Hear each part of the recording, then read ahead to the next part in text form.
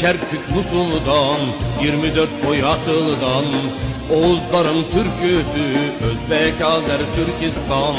Gece karanlığını vardır görenlerimiz, birlikte irilik var dedi yarenlerimiz.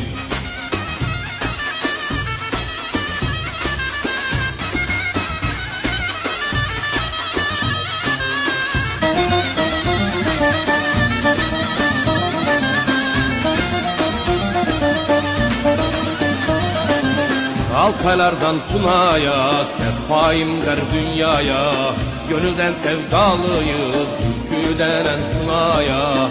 Altaylardan Tuna'ya, sefaim der dünyaya, gönülden sevdalıyız, ülküden en Tuna'ya.